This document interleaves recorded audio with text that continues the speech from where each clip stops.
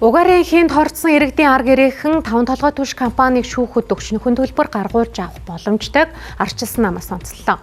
За тодорхойлбол сайжруулсан шахмал түвшинд хордож бага насны хүүхдээ алдаж өөрөө хөдөлмөрийн чадвараа алдсан эмэгтэй шүүхэд хандаж ялалт байгуулан 5 толгой түвш компаниас 625 сая төгрөгийн нөхөн төлбөр авах шийдвэр гарсан байна. Иймээс ч сайжруулсан шахмал түвшинд угаартаж хордсон амнаас эрүүл мэндээр хохирсон иргэдийн арга ирээхнийг өмгөөлөгч авч шүүхэд хандахыг ардчилсан намаас зөвлөж байна. Одоо амнаас эрүүл мэнд ажилгүй байсан хугацаа сэтгэл санааны хохиролт 625 сая төгрөгийг 5 толгой түвш компаниас гаргуулахаар шүүх шийдвэрлээд байж байна. За хэрэг шүүхийн шийдвэрээр юу тогтоогдсон бэ гэхлээр хэрэглэгчийн эрхийг хамгаалах тухай хууль болон стандартын тухай хууль тогтоомжид заасан аюулгүй ажиллагааны зааварчилгааг бүрэн дүр өгөөгүй байна гэсэн ийм шийдвэр гарсан байдал байж байна. Энэ ганц хүний асуудал биш ээ.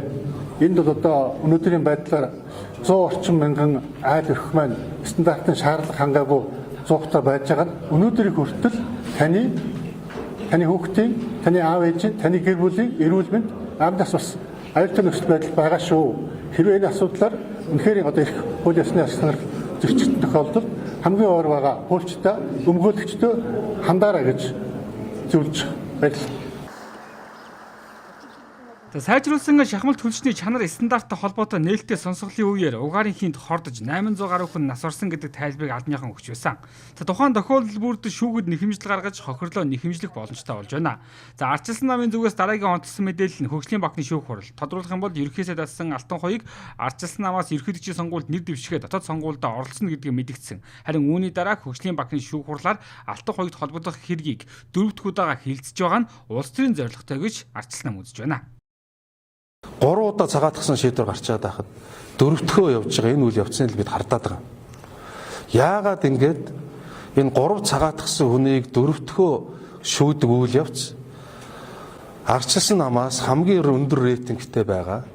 Монгол улсын ерөнхий сайдаар ажиллаж исэн, юу хийж бүтээхээ харуулсан Норвей Алтан үй гэдэг хүн дээр болов гэдэг энэ лок коснол бид нар хөөгд байгаа. Тийм учраас бид нар энэ ардчилсан намаас ер нь ерөнхийлөгч сонгогдохгүй байх гэсэн энэ зүйл дээр их баригч нам нөлөөлөд байна уу гэж хардж байгаа.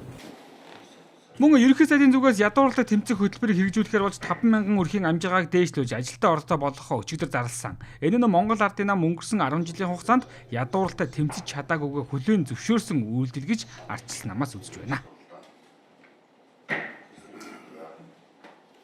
Дээрээс нь бууруулъя гэж ерөнхий сайд хэлээд буурчдаг ч юм биш. Энэ чинь нийгмийн эдийн засгийн цогц бодлого тогтохтой хэрэгжих ёстой. Тэгэхээр өнгөрсөн 10 жилийн хугацаанд ардын намын зүгээс лав энийг хэрэгжүүлж чадаагүй гэдгээ хүлээн зөвшөөрч байгаа нэг хэлбэр юм байна л гэж ойлгож байна.